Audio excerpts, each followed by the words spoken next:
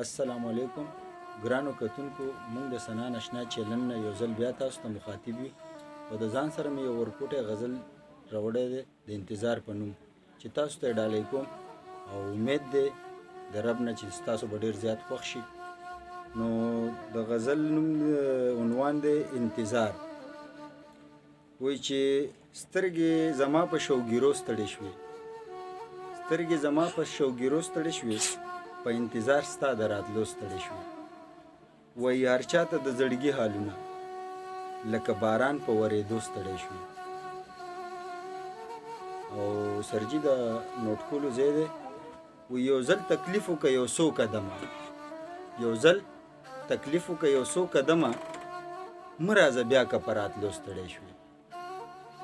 او ځکه شوم ستړی په لټون درپسې، ته هم اشنا په پټېدو ستړی شوې.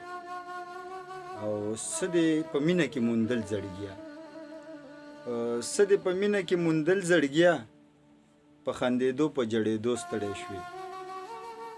وایي چې بې وفا هېر که نورې مه یادوه، زړګیا خوار شي په سلګو ستړی شوې.